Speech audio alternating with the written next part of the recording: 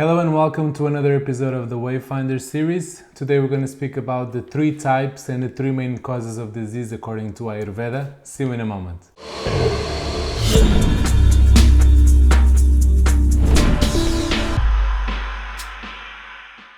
So there are different classifications of disease within the Ayurvedic knowledge.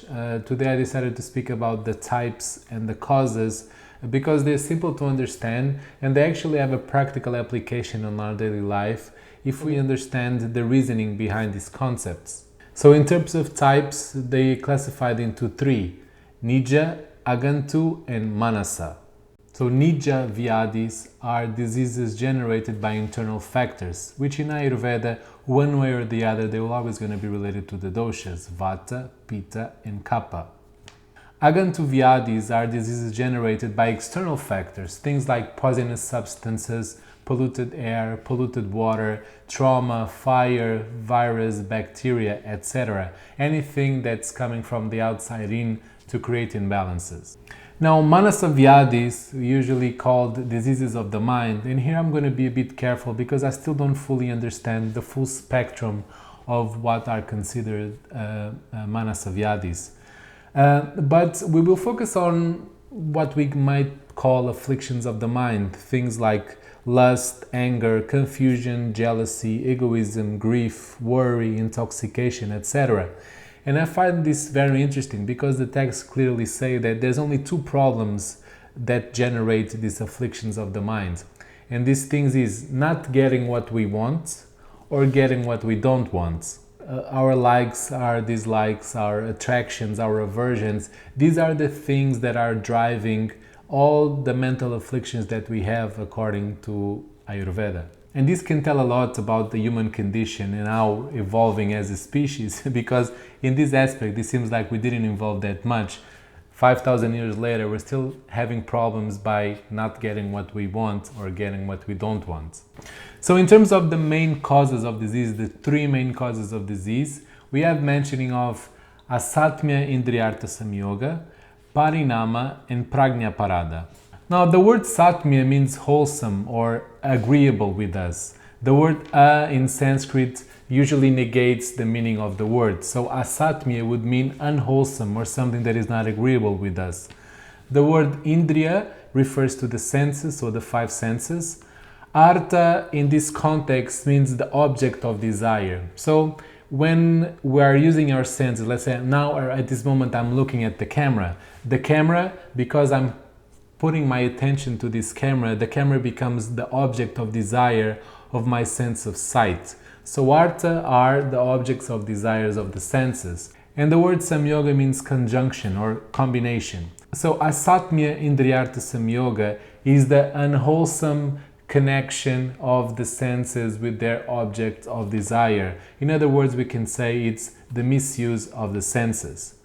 Now this misuse can happen in three ways: Ina, Mitya or Ati. So the word Ina, we can say it's lack of stimuli. So when we don't use our senses enough, we don't stimulate our senses enough. The word Mitya means improper use of the senses. So let's say we're looking at something very far or looking at something very close. We're not using our senses of sight in the way it should be used. Ati means excess of stimuli.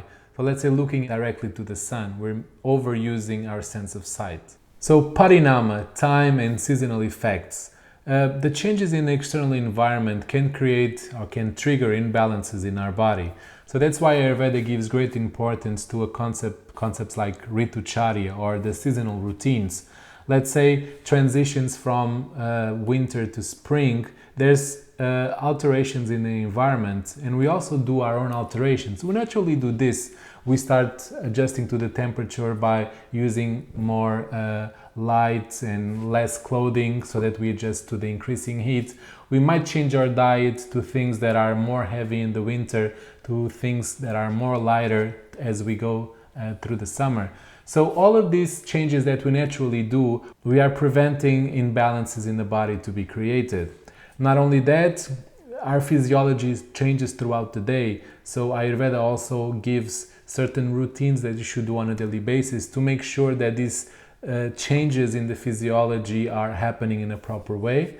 There's also the passage of time naturally. As we get older, our body changes and we should be able to adapt to those changes in order to prevent disease. And then there's also cases of extreme, like let's say being exposed to extreme heat or extreme cold is also not very good for us. So understanding all these changes in the external environment and learn how to navigate this so that we can avoid and prevent disease is a very important aspect in the prevention according to Ayurveda. So Pragna Parada is usually translated as the mistake of the intellect or crimes against wisdom.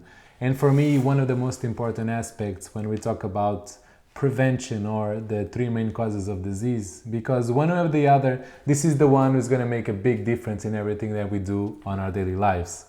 Actions can only be of three types: mental, physical, and verbal.